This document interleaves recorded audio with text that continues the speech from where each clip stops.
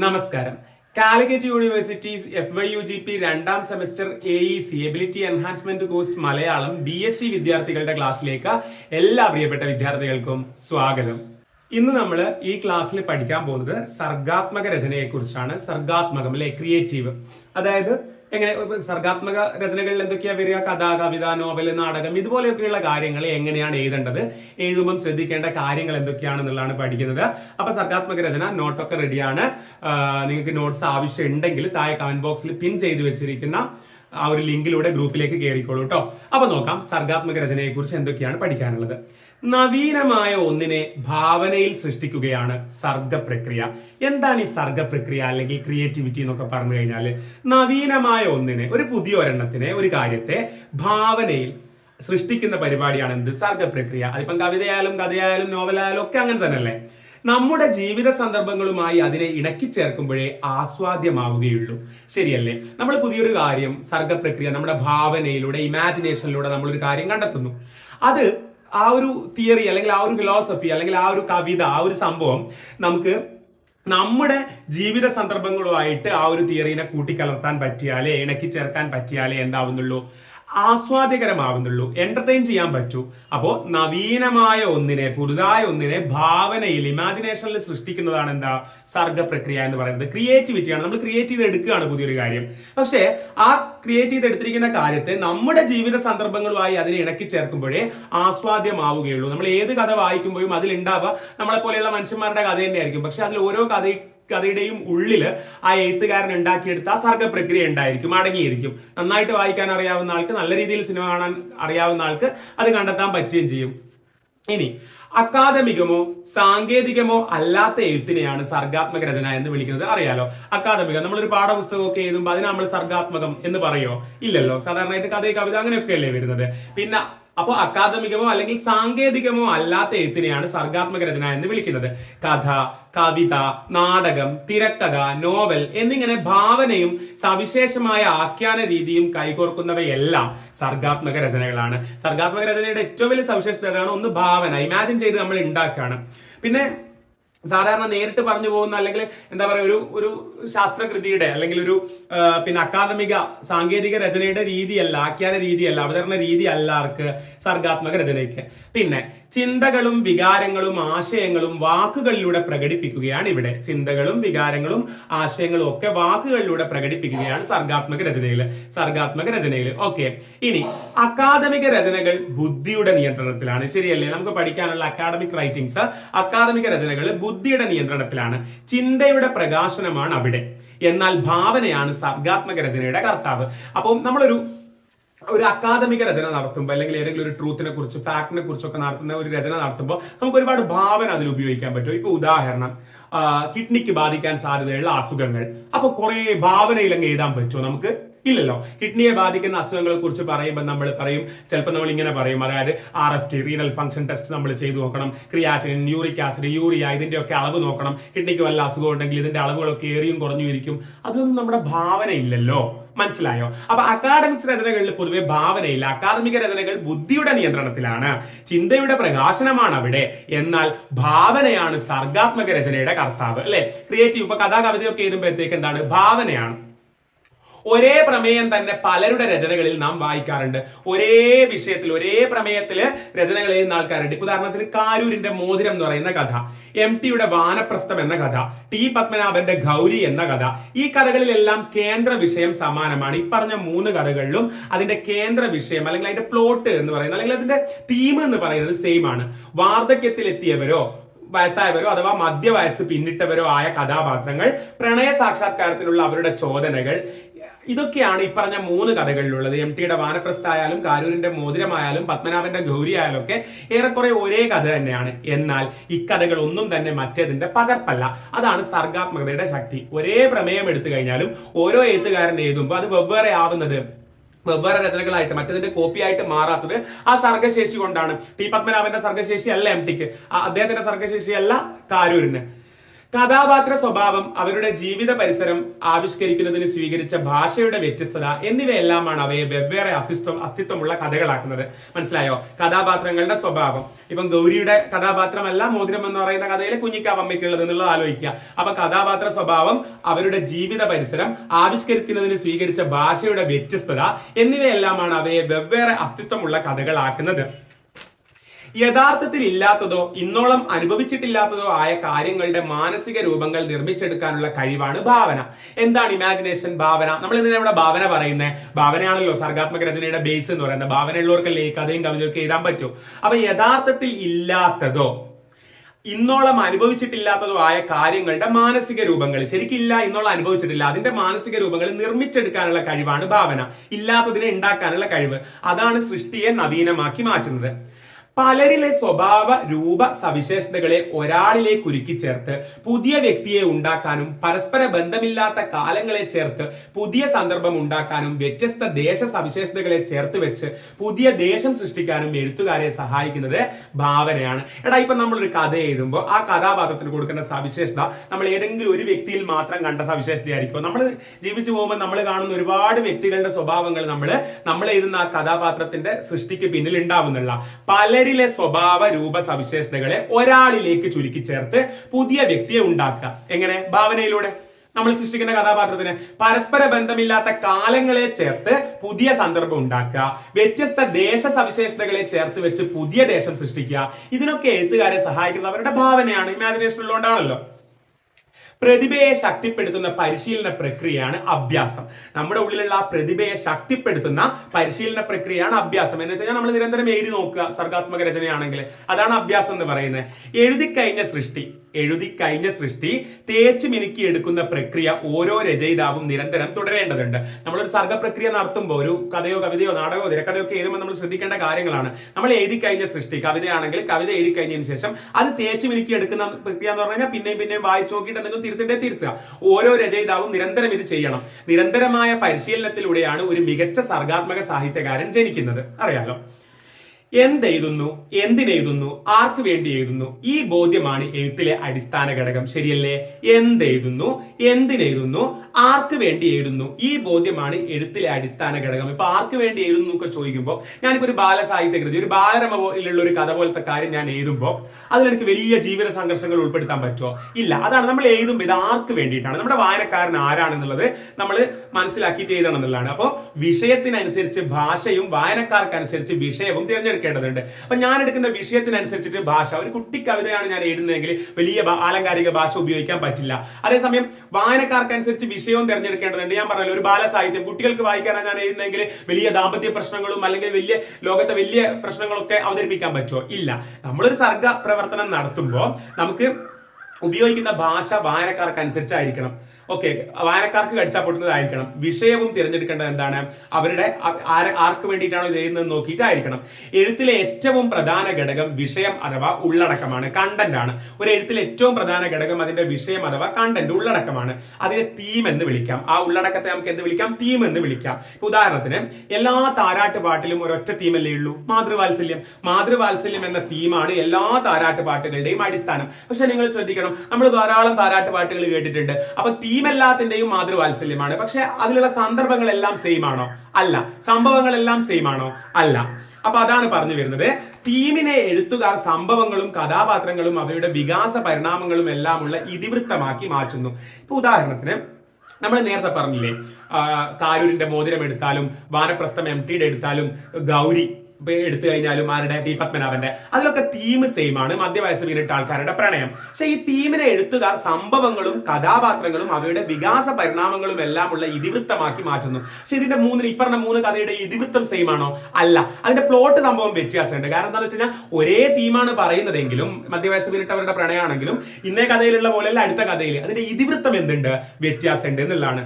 ഒരു തീം തന്നെ അനവധി ഇതിവൃത്തങ്ങളാക്കി മാറ്റുന്നു, ഉറപ്പായിട്ടും അല്ലേ? അപ്പം ഈ പറഞ്ഞ ഒരൊറ്റ വിഷയം തന്നെ നമുക്ക് ഒറ്റ തീം തന്നെ, ഈ മധ്യവയസ്സ് പിന്നിട്ടവരുടെ പ്രണയം എന്ന് പറയുന്ന ഒറ്റ തീം തന്നെ എത്ര ഇതിവൃത്താക്കി മാറ്റാം. കഥാപാത്രങ്ങളെ മാറ്റുക, സംഭാഷണങ്ങൾ മാറ്റുക, അവരുടെ സാഹചര്യം മാറ്റുക, അങ്ങനെ അങ്ങനെ അങ്ങനെ. നമ്മൾ വായിച്ച സാമൂഹിക നോവലുകളോ പ്രണയ കഥകളോ ത്രില്ലറുകളോ വ്യത്യസ്ത രചനകളായത് അവയുടെ ഇതിവൃത്തത്തിന്റെ വ്യത്യസ്തത കൊണ്ടാണ് അല്ലെ? ശരിയല്ലടാ. നമ്മളിപ്പോ ഒരുപാട് കുറ്റാന്വേഷണ സിനിമകൾ കാണുന്നു, അല്ലെങ്കിൽ സൈക്കോ പടങ്ങൾ കാണുന്നു. അപ്പൊ ഈ സൈക്കോ പടങ്ങളിലെല്ലാം നിങ്ങൾ കാണുന്നത് ഒരേ തീം എന്നല്ലേ? അല്ലെങ്കിൽ ഈ ഇൻവെസ്റ്റിഗേറ്റീവ് ത്രില്ലറിലൊക്കെ നിങ്ങൾ എപ്പോഴും കാണുന്ന ഒരേ തീം എന്നല്ലേ? എന്തെങ്കിലും ഒരു ക്രൈം ഉണ്ടാവുന്നു, അതിനെ അന്വേഷിച്ചു പോകുന്നു, അത് കണ്ടെത്തുന്നു. പക്ഷെ ഒരു സിനിമയിൽ നിന്ന് മറ്റൊരു കോപ്പിയായിട്ട് നമുക്ക് തോന്നാത്തത് എന്താ? അല്ലെങ്കിൽ രണ്ടും നമുക്ക് ആസ്വദിക്കാൻ പറ്റുന്നത് എന്തുകൊണ്ടാ? ഇതിന്റെ ഇതിവൃത്തം ആയിരിക്കില്ലേ അതിൻ്റെത്. തീം രണ്ടും സെയിം ആയിരിക്കും. ഒരു ക്രൈം നടക്കുന്നു, അന്വേഷിക്കുന്നു, കണ്ടെത്തുന്നു. പക്ഷെ ഇതിലുള്ള സാഹചര്യങ്ങൾ, കഥാപാത്രങ്ങളുടെ ജീവിതം, സംഭവങ്ങൾ, സ്ഥലങ്ങളൊക്കെ ഡിഫറെന്റ് ആയിരിക്കും. അടുത്ത സിനിമയിൽ വേറെതായിരിക്കും. അതാണ് ഇതിവൃത്തം ചേഞ്ച് ആവുക എന്ന് പറയുന്നത്. മനസ്സിലായോ? തീം സെയിം ആണെങ്കിലും. ഇപ്പൊ ലവ് സ്റ്റോറി നമ്മൾ എത്ര കണ്ട് ആനന്ദിക്കുന്നു. ഈ ലവ് സ്റ്റോറിയിൽ എല്ലാം തീമൊന്നല്ലേ? രണ്ടുപേര് പ്രണയിക്കുന്നു, പിന്നെ ചിലപ്പം പ്രശ്നങ്ങൾ ഉണ്ടാവുന്നു, അവർ ഒന്നിക്കുന്നു, അല്ലെങ്കിൽ ഒന്നിക്കാതെ പോകുന്നു. ഒറ്റ തീമല്ലേ? പിന്നെ എങ്ങനെയാണ് നമുക്ക് പ്രണയം സിനിമയും അനിയത്തിപ്രാവ് സിനിമയും ഇപ്പോഴും പിന്നെ എന്താ പറയാ ആസ്വദിക്കാൻ പറ്റുന്ന? രണ്ടിലും തീം ഒന്ന് തന്നെയല്ലേ? തട്ടത്തിൻ മറയത്ത് ഒരേ തീമല്ലേ? എങ്ങനെ ആസ്വദിക്കാൻ പറ്റുന്നു? ഇതിന്റെ ഇതിവൃത്തം വെവ്വേറെയാണ്. സാഹചര്യങ്ങളും സംഭവങ്ങളും കാര്യങ്ങളും ഒക്കെ വെവ്വേറെയാണ്. ഉചിതമായ സന്ദർഭങ്ങളും കഥാപാത്രങ്ങളും വായനക്കാരെ കൃതിയിൽ പിടിച്ചു നിർത്തുന്ന ആഖ്യാനവും ചേരുമ്പോഴാണ് നല്ല കൃതി പിറക്കുന്നത്. ശരിയല്ലേ? നല്ലൊരു രചന, ഉചിതമായ സന്ദർഭങ്ങള്, കഥാപാത്രങ്ങള്, വായനക്കാരെ കൃതിയിൽ പിടിച്ചു നിർത്തുന്ന ആഖ്യാനം, അവതരിപ്പിക്കുന്ന രീതി, ഇതൊക്കെ ചേരുമ്പോഴാണ് നല്ല കൃതി പിറക്കുന്നത്. ഒരാൾ ഒരു സർഗാത്മക രചന നിർവഹിക്കാൻ തീരുമാനിച്ചാൽ പറയാൻ പോകുന്ന വിഷയത്തെ ആഴത്തിൽ അറിയുക എന്നത് അത്യാവശ്യമാണ്. വളരെ ശരിയാണ്. കാര്യം ഒരു കഥ എഴുതാൻ തീരുമാനിക്കും. ആ കഥാ പശ്ചാത്തലത്തിൽ നമ്മൾ പറയുന്ന പശ്ചാത്തലം ഉണ്ടല്ലോ, അതിനെക്കുറിച്ച് നമ്മൾ ആഴത്തിൽ പഠിച്ചിരിക്കണം. ഉദാഹരണത്തിന് നമ്മളിപ്പോ എന്താ പറയാ, ഇപ്പൊ ഞാൻ എൻ്റെ ഒരു ഓർമ്മയിൽ ഇപ്പം നമ്മൾ തലയാണ മന്ത്രം എന്ന് പറയുന്ന സിനിമ, തലയാണ മന്ത്രമല്ല, ആ സീരീസിൽ തന്നെ വന്ന ശ്രീനിവാസന്റെ ഒരു പടം ഉണ്ടായിരുന്നുണ്ടല്ലോ, അതിനെക്കുറിച്ച് മുമ്പ് വായിച്ചിരുന്നു. ഒരു തട്ടാനൊക്കെ ആയിട്ടുള്ള ഒരു പിന്നെ വരുന്നുണ്ട് അദ്ദേഹത്തിന്റെ സിനിമ, പൊന്മുട്ടിടുന്നത് ആറാവാൻ തോന്നുന്നു. അപ്പൊ അതില് ആ തട്ടാന്റെ ജീവിതവും കാര്യങ്ങളൊക്കെ, തട്ടാനായിട്ട് അഭിനയിക്കുമ്പോൾ ആ ജീവിതവും കാര്യങ്ങളൊക്കെ മനസ്സിലാക്കാൻ വേണ്ടി അവരുടെ കൂടെ കുറെ സമയം ചെലവഴിക്കുക. അതേപോലെ തന്നെ ഇപ്പൊ സല്ലാപം സിനിമയിൽ ആശാരിപ്പണിയും കാര്യങ്ങളൊക്കെയാണ് അതിൽ മെയിൻ ആയിട്ട് വരുന്നത്. അപ്പൊ ആശാരികളുടെ കൂടെയൊക്കെ കൂടുതൽ ഇടപെട്ടിട്ട് അവരുടെ കൂടെ കുറെ സഹവസിച്ചിട്ടൊക്കെ നമ്മൾ ആഴമുണ്ടാക്കുക. അപ്പോഴാണ് നമുക്ക് അത് അവതരിപ്പിക്കാൻ പറ്റുക. മനസ്സിലായോ? ഇപ്പൊ പിന്നെ ഹോസ്പിറ്റലിൽ നടക്കുന്ന കഥയാണ് നമ്മൾ എഴുതാൻ പോകുന്നതെങ്കിൽ ഹോസ്പിറ്റലിൽ കുറെ പോയി നിന്ന് അവിടുത്തെ കാഷ്വാലിറ്റിയിൽ നടക്കുന്ന കാര്യങ്ങളും അവിടെ എവിടെ നടക്കുന്ന കാര്യങ്ങളൊക്കെ മനസ്സിലാക്കുക. അപ്പൊ ഒരാൾ ഒരു സർഗാത്മക രചന നിർവഹിക്കാൻ തീരുമാനിച്ചാൽ പറയാൻ പോകുന്ന വിഷയത്തെ ആഴത്തിൽ അറിയുക എന്നത് അത്യാവശ്യമാണ്.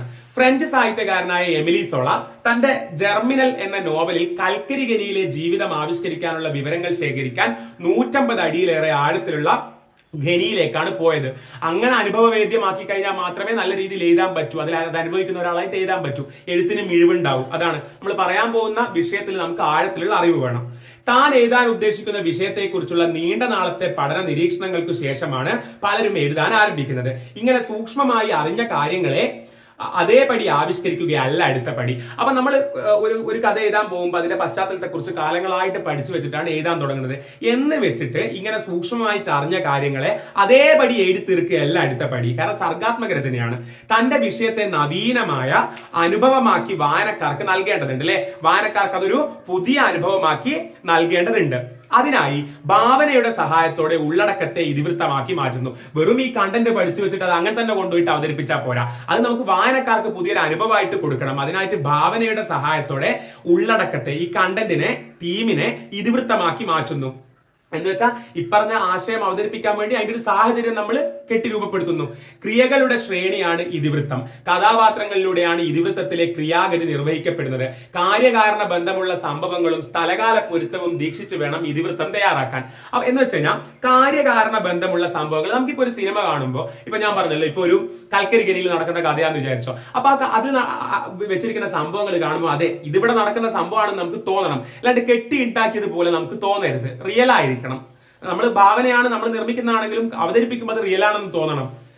ഓക്കെ, ഓരോ രചനയിലും അതിന്റെ പശ്ചാത്തലത്തിന് ആവശ്യമായ രീതിയിലുള്ള സന്ദർഭങ്ങളെ ഉൾപ്പെടുത്താവൂ എന്നുള്ളതാണ്. എഴുതുന്നതിന് മുമ്പ് ഒരു രൂപരേഖ മനസ്സിലെങ്കിലും തയ്യാറാക്കി വെക്കുന്നത് നല്ലതാണ്. ചിലപ്പോൾ ഈ മുൻധാരണകൾ തെറ്റിച്ചെയ്ത്ത് വഴിമാറി ഒഴുകുകയും ആവാം. നമ്മളിപ്പോ ഒരു കഥയോ കവിത എഴുതുമ്പോൾ ഇങ്ങനെയാ വേണ്ടതെന്നുള്ള ഒരു രൂപരേഖ മനസ്സിൽ വെക്കുന്നത് നല്ലതാണ്. എന്നാലും ചിലപ്പോൾ ഈ പറഞ്ഞ പ്ലാനൊക്കെ തെറ്റിച്ചിട്ട് എന്താവാം, എടുത്ത് വഴിമാറി ഒഴുകുകയും ആവാം. ഈ സിനിമകളെ കുറിച്ചൊക്കെ ചിലർ പറയുന്നേക്കാം, ഇതൊന്നും സ്ക്രിപ്റ്റിൽ ഇല്ലാത്ത ഡയലോഗായിരുന്നു, ആ സിനിമയുടെ ഇടയിൽ അങ്ങ് വന്നതാണ്. അങ്ങനെ പ്ലാന്റെ അപ്പുറത്തോട്ടും പോവാം. ഇതിവൃത്തത്തിന്റെ രൂപരേഖ തയ്യാറായി കഴിഞ്ഞാൽ പിന്നെ ആഖ്യാതാവ് ആരാണ് എന്ന് തീരുമാനിക്കുകയാണ് അടുത്ത പടി. എന്ന് വെച്ചാൽ ഇതിവൃത്തം ഇങ്ങനെയൊക്കെയാണ് ഈ രചനയിൽ വേണ്ട സംഭവങ്ങൾ എന്ന് പറയുമ്പോൾ ആഖ്യാതാവ് ആരാണ്, ആര് പറയുന്ന രീതിയിലാണ് ഈ കൃതി വേണ്ടത്. കഥയാണെങ്കിൽ ഇപ്പം ഈ പറഞ്ഞ കഥകൾ മുഴുവൻ അറിയാവുന്ന എഴുത്തുകാരൻ പറയുന്ന രീതിയിൽ കഥ അവതരിപ്പിക്കാം, അല്ലെങ്കിൽ അതിലുള്ള ഏതെങ്കിലും കഥാപാത്രം പറയുന്ന രീതിയിൽ കഥ അവതരിപ്പിക്കാം. അങ്ങനെ ഏത് ആഖ്യാതാവ് ആരാണ് എന്ന് തീരുമാനിക്കുകയാണ് അടുത്ത പടി. ഉള്ളടക്കം അവതരിപ്പിക്കുന്ന ആളെയാണ് ആഖ്യാതാവ് എന്ന് വിളിക്കുന്നത്. ഞാൻ പറഞ്ഞല്ലോ, പല കഥകളിലും ഇപ്പം ബഷീറിന്റെ കഥകളിലൊക്കെ നോക്കുമ്പോൾ ഞാൻ എനിക്ക് പറ്റിയത് അങ്ങനെയാ പോകുന്നത്. അപ്പൊ അദ്ദേഹം തന്നെയാണ് ആഖ്യാതാവ്. ഇനിയിപ്പോ ഞാൻ പറഞ്ഞല്ലോ, ഏതെങ്കിലും ഒരു കഥാപാത്രം സംസാരിക്കുന്ന രീതിയിൽ നമുക്ക് കഥ കൊണ്ടുപോകാം. ഇനി അല്ലെങ്കിൽ ഇതെല്ലാം മനസ്സിലാക്കി വെച്ച എഴുത്തുകാരൻ പിന്നെ മൂന്നാമതൊരാളായിട്ട് നിന്നിട്ട് കഥ പറയുന്ന രീതിയിൽ നമുക്ക് കൊണ്ടുപോകാം. ഉള്ളടക്കം അവതരിപ്പിക്കുന്ന ആളെയാണ് ആഖ്യാതാവ് എന്ന് വിളിക്കുന്നത്.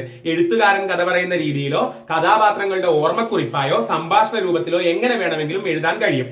രചയിതാവിന്റെ വ്യക്തിപരമായ ഇഷ്ടാനിഷ്ടങ്ങളാണ്, രചയിതാവിന്റെ വ്യക്തിപരമായ പേഴ്സണൽ ആയിട്ടുള്ള ഇഷ്ടങ്ങളും അനിഷ്ടങ്ങളുമാണ് ഇവയെല്ലാം തിരഞ്ഞെടുക്കുന്നത്. ഏതെല്ലാം, എങ്ങനെ കഥ അവതരിപ്പിക്കണം, എഴുത്തുകാരൻ പറയുന്ന രീതിയിൽ വേണോ, കഥാപാത്രം പറയുന്ന രീതിയിൽ വേണോ, അതൊക്കെ എഴുത്തുകാരന്റെ ഇഷ്ടമാണ്. അതുകൊണ്ട് തന്നെ എങ്ങനെ സാഹിത്യം എഴുതാമെന്ന് പൊതുവായ ഒരു പദ്ധതി നിർദ്ദേശിക്കാനാവില്ല. ഇങ്ങനെ സാഹിത്യം പറ്റുമെന്ന് പറയാനാവില്ല. കുറെയൊക്കെ എഴുത്തുകാരുടെ സ്വാതന്ത്ര്യമാണ്. കഥാവികാസം വായനക്കാരിൽ അവിശ്വാസം ജനിപ്പിക്കാത്ത സ്വാഭാവികമായ ഇതിവൃത്ത വികാസം അത്യാവശ്യമാണ്. അത് ഞാൻ നേരത്തെ പറഞ്ഞത് തന്നെ. നമ്മൾ ഒരു പശ്ചാത്തലത്തിൽ കഥ പറയുമ്പോൾ അതിന്റെ കഥയുടെ വികാസം, ചുറ്റുപാട് സംഭവിക്കുന്ന കാര്യങ്ങളൊക്കെ വിശ്വാസയോഗ്യമായിരിക്കണം. അതായത് ഇപ്പൊ ഒരു നാട്ടിലെ കഥയാണെങ്കിൽ ആ നാട്ടിൽ നടക്കുന്ന കാര്യങ്ങളായിരിക്കണം, അല്ലാണ്ട് ഒരു ബന്ധവും ഇല്ലാത്ത കാര്യങ്ങൾ കൂട്ടിച്ചേർക്കരുത്.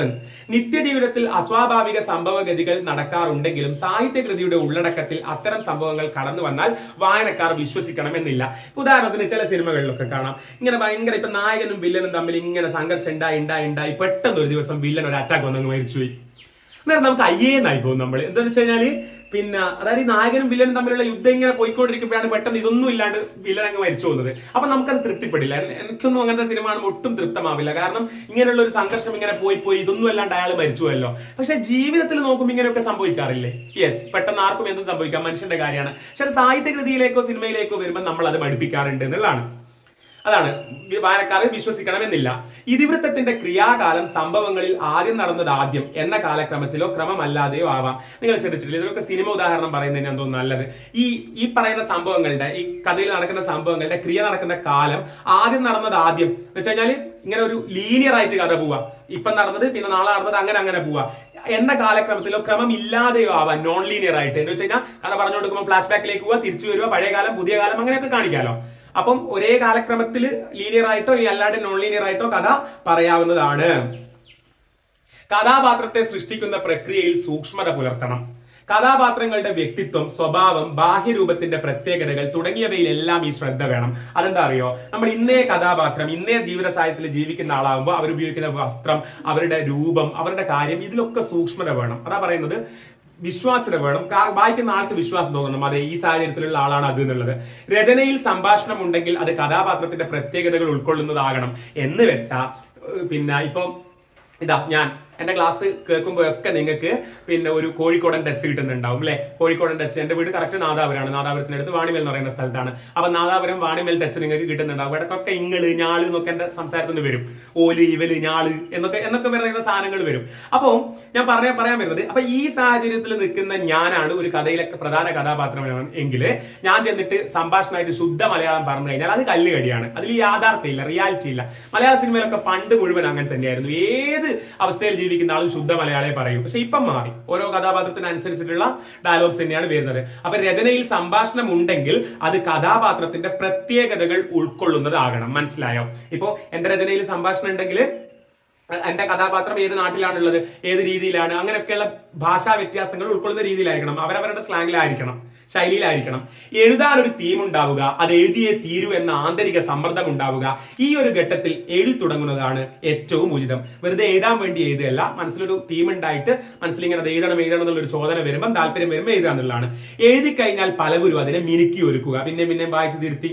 ആദ്യഘട്ടത്തിൽ നന്നെന്ന് തോന്നിയ പല കാര്യങ്ങളും പുനർവായനയിലും പുതുക്കി എഴുത്തിലും അനാവശ്യമോ അശക്തമോ ആയി തിരിച്ചറിയും. സ്വന്തമായ ഒരു ലോകം ഭാവനയിൽ സൃഷ്ടിക്കുക, ആ ഭാവനാ ലോകത്തേക്ക് വായനക്കാരെ കൂട്ടിക്കൊണ്ടുപോവുക എന്ന ഇരട്ട ദൗത്യമാണ് സർഗാത്മക സാഹിത്യകാരന്മാരെ കാത്തിരിക്കുന്നത്. അപ്പൊ സർഗാത്മക സാഹിത്യകാരന്മാർ സ്വന്തമായിട്ടൊരു ലോകം ഉണ്ടാക്കണം, ആ ലോകത്തിലേക്ക് എഴുത്തിലൂടെ വായനക്കാരെ എന്ത് ചെയ്യണം, കൊണ്ടുവരണം. അങ്ങനെയൊക്കെയുള്ള ഒരുപാട് ദൗത്യമാണ് ഇവരെ കാത്തിരിക്കുന്നത് എന്നുള്ളതാണ്. ഇവർക്ക് അത്രയൊക്കെ വലിയ ദൗത്യങ്ങൾ ഉണ്ട് എന്നുള്ളതാണ്. അപ്പൊ സർഗാത്മക രചന എല്ലാവർക്കും മനസ്സിലായിട്ടുണ്ടാവും വിചാരിക്കുന്നത്. അടുത്ത ക്ലാസ്സിൽ നമുക്ക് പുതിയൊരു ടോപ്പിക്കുമായിട്ട് വീണ്ടും കാണാം. താങ്ക്